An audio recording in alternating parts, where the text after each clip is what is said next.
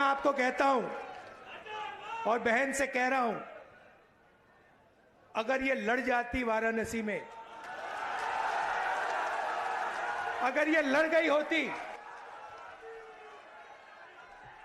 तो आज हिंदुस्तान के प्रधानमंत्री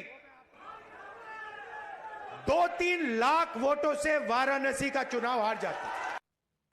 तो क्या ऐसी अटकलें थी कि प्रियंका गांधी वाराणसी से लड़ने का उनको एक तरीके से सजेशन दिया गया था?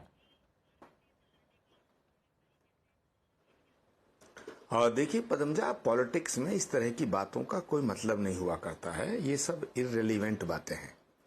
अब राहुल गांधी जी कह रहे हैं कि प्रियंका गांधी लड़ जाती तो 2-2.5 लाख से नरेंद्र मोदी हार जाते। ये तो इस तरह की बात होगी ना, जैसे गांव में कहावत है कि अगर चाची के मूछें होती, दाढ़ी होती तो उन्हें चाचा कहते। What is this? Totally nonsense. अब अगर प्रियंका गांधी जी मोदी जी को हरा सकती थी तो फिर राहुल गांधी जी ने ये फैसला क्यों नहीं लिया? नंबर 1 बड़ा सवाल ये उठता है। नंबर 2, कांग्रेस को मालूम था कि मोदी जी को प्रियंका गांधी हरा सकती हैं, तो प्रियंका गांधी को लड़ाया क्यों नहीं, रोका किसने? तीसरा सवाल उठता है कि जो नरेंद्र मोदी जी के खिलाफ चुनाव लड़े हैं अजय राय जी, वो उत्तर प्रदेश कांग्रेस कमेटी के अध्यक्ष हैं और वो पिछले कई बार से जो है मोदी जी के खिलाफ चुनाव वो ही लड़ते हैं। तो अगर वो लड़ते हैं तो ये तो फिर उन्होंने जो मेहनत की है और उनके साथ जो लोगों ने मिलकर के उन्हें चुनाव लड़ाया है और उनके चुनाव लड़ाने का जो फैसला कांग्रेस पार्टी हाईकमान ने किया, तो ये राहुल गांधी जी का जो ये बयान है ये तो खुद कांग्रेस के फैसलों पर ही सवाल उठाता है। क्या राहुल गांधी जी और कांग्रेस पार्टी किसी गलत कैंडिडेट को उन्होंने वहां चुनाव लड़ाया और उन्हें मालूम था कि प्रियंका गांधी लड़ जाती तो मोदी जी हार जाते?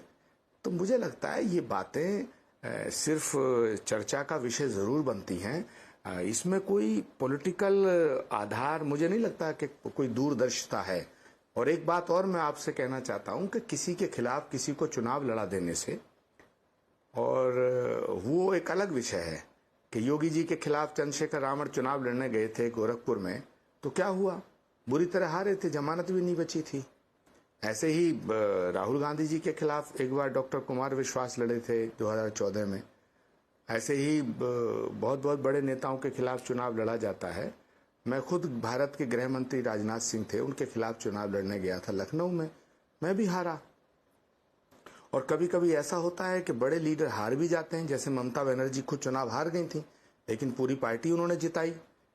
उड़ीसा में नवीन पटनायक चुनाव हार गए, इंदिरा गांधी जी चुनाव हार गई थी, अटल बिहारी वाजपेयी चुनाव हार गए थे, ज्योतिरादित्य सिंधिया जी गुना से जो चुनाव हारे, पिछला चुनाव बुरी तरह हार गए थे, तो वो तो अपने बहुत ही छोटे कार्यकर्ता से हार गए थे।